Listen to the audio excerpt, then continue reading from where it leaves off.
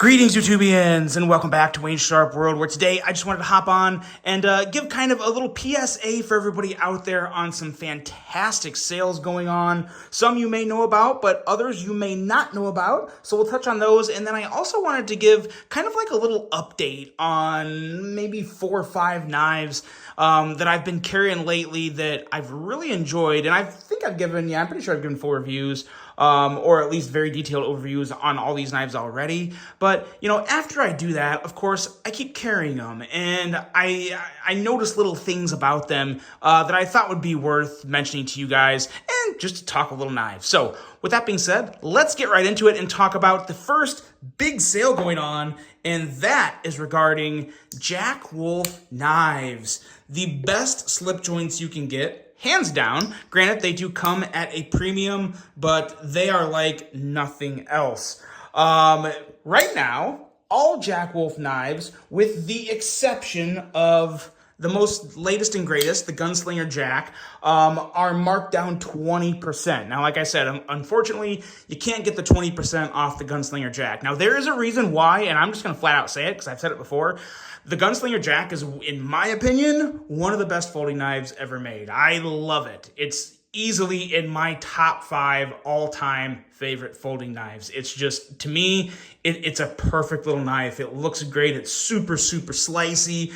It's ridiculously smooth. One of the best middle finger flicks in the game.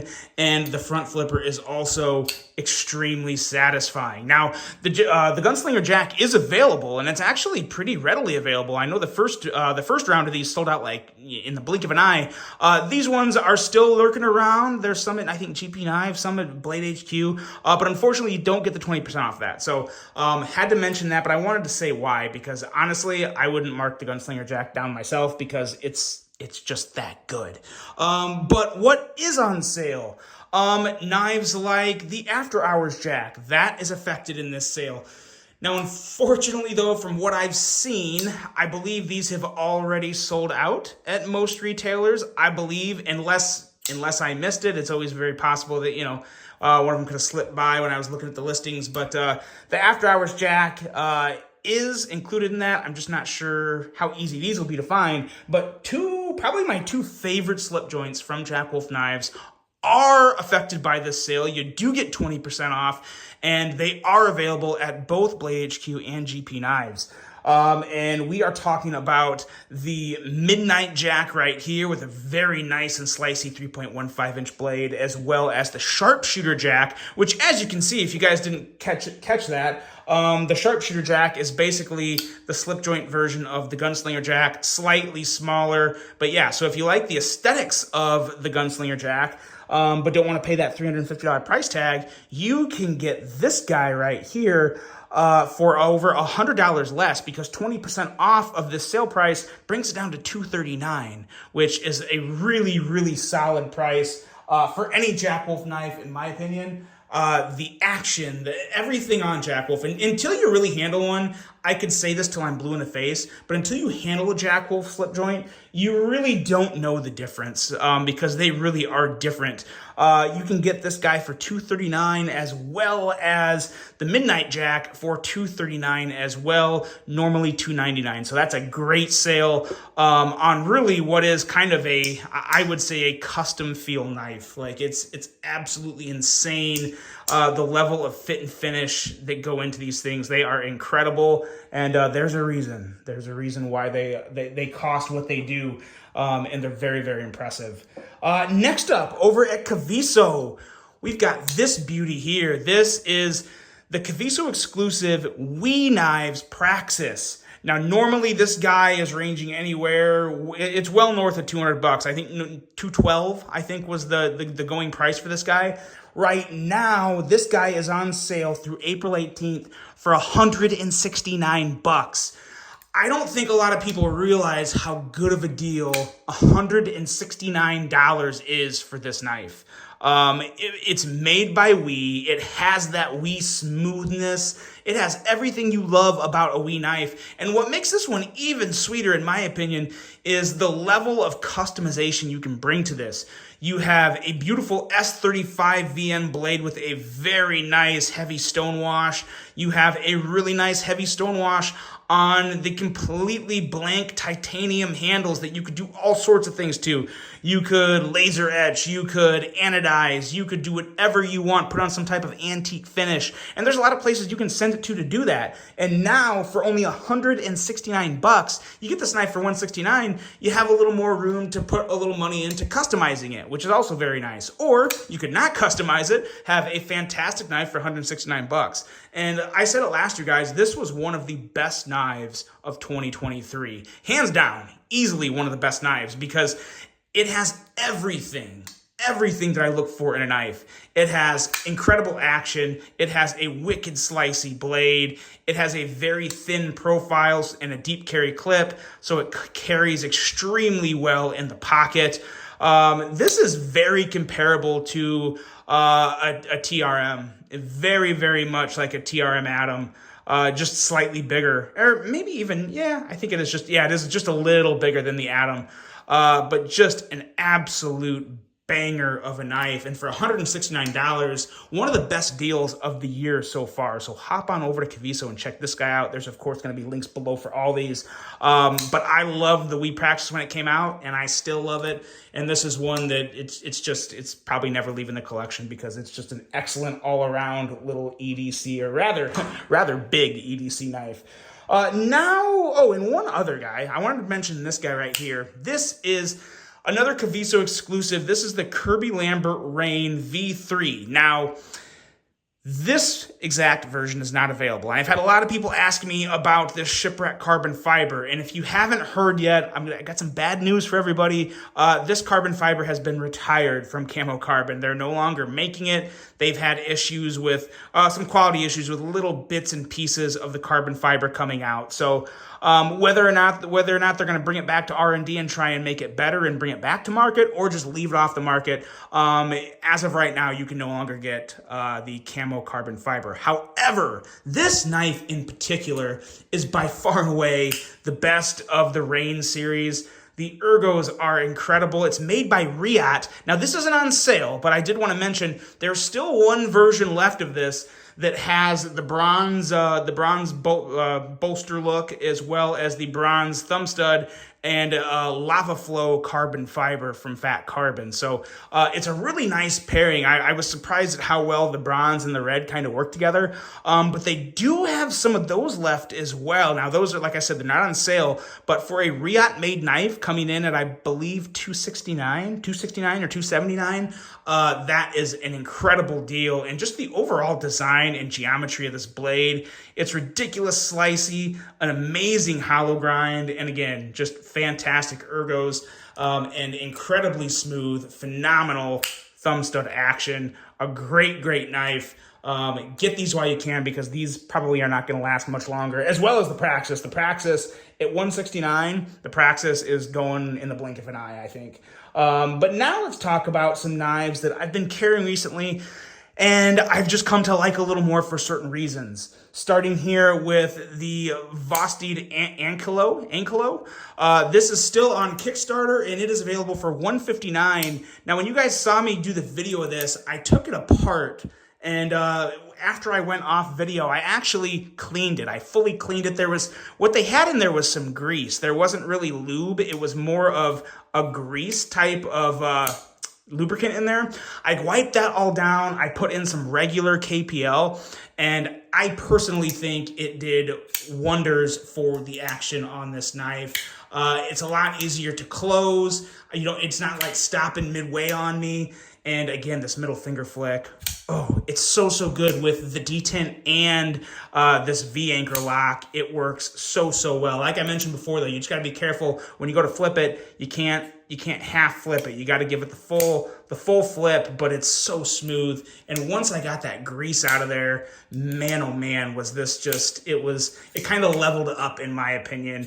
Really enjoyed this one. And again, they've reached like, I think $83,000 or $89,000 in backing on this. Can you even That's a ton of stinking knives for a $159 knife.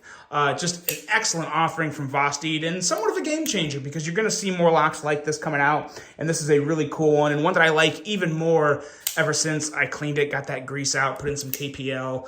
Very smooth, very enjoyable. The Vosteed Ankylo. And then this guy right here. The Civivi Starflare.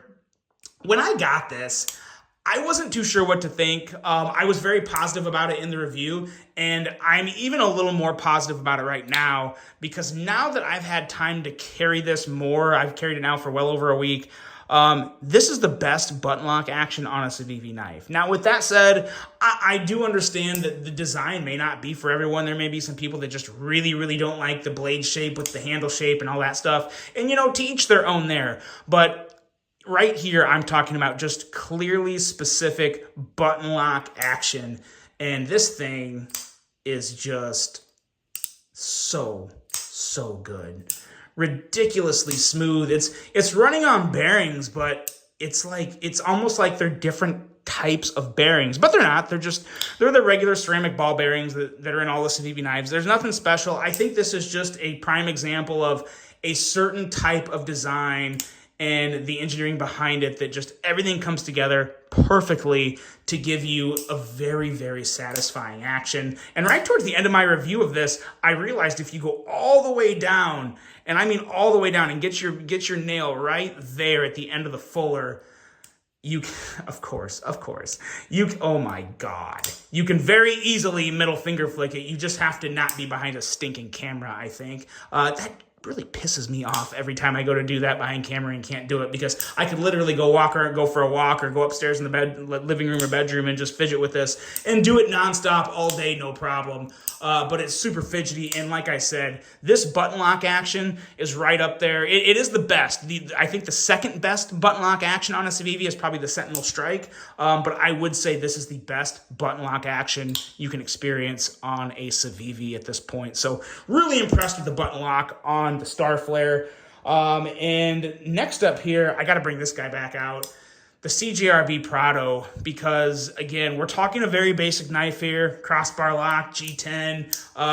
The real game changer, the difference maker with this is the fact that that man right there it is, Ray Laconico designed it. And when he designs a knife, he just does it right. And I love the size of this knife. I love the handle shape.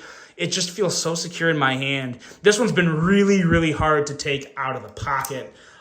Just a great blade shape. The blade to handle ratio is on point. Everything about it. It's one of the best knives I've come across this year. Easily one of the best knives under $100, and it's probably it's right up there with the Thornton. Obviously, I'm a little biased with the Thornton because I designed it, but these right here, I think so far this year are the two best budget knives to come out, and I'm just always impressed at how much I love a Ray Laconico design and the design language, how it carries through from knife to knife and how it still evolves and is different. But man, oh man, the Prado for the price and for the action, and I love how strong the CGRB springs are in the crossbar lock. It's like the perfect amount of lock tension for me. I wish every budget company used the same springs CGRB does because they're just perfect in my opinion. And the Prado is amazing. And last up, one last little thing that I noticed about this right here. This is the CGRB Bopyate, of course. And very recently, I believe Friday, I made a video about this one and this one, the black one. Now, like I said, I do like both of them. I do tend to gravitate more towards the wood onlay version because I just think it looks, especially for the Bowie blade, I just think it's a perfect combination. But one thing I did notice that was a noticeable difference was the amount of grip my middle finger had on the fuller of the satin blade versus the blackwash blade. I'm finding it easier to middle finger flick with the satin blade. Now, the only thing that I can think of there that would make any type of difference is maybe just the black finish on the fuller. Maybe it takes away a little of the grip, or maybe it kind of dulled down the end of the fuller up here. I don't know. I really can't put my finger on it. But sometimes it's just not quite, the detent isn't quite as is strong, I guess. And sometimes I'll get that to where my finger just flips off it and it doesn't quite come all the way out. I don't know, it's very weird, but I have not had that issue at all with this one. I don't know if it's just a slightly different detent tension or if it really is all in the fuller. I feel like it's in the fuller. I feel like it's the blade finish that's throwing it off. Again, I'm completely just going off what I think here. I don't know anything for a fact, but I thought that was worth throwing out there in case you were on the fence of whether or not you were looking for the onlay version or, you know, maybe one of the all stainless steel versions. Like I said, I think they're both great from a visual standpoint and ergonomic standpoint, and the thumb studs are extremely solid on both of them. No issue with the thumb studs on either one. It's really just the fuller that I noticed that little bit of difference in. And that's rather nitpicky, but you know, when you review knives and you look for little things like that, you tend to start noticing things like that. So that's it, guys. That's the video. Just wanted to kind of give you those little updates in the sales. There will be links for everything below, but let me know what you think about what's going on in the knife industry right now. What knife coming out has you most excited? Let me know in the comments. I would love to hear that. Hope you guys enjoyed this one. Hope you have a great rest of your day. And until the next one, I'm out.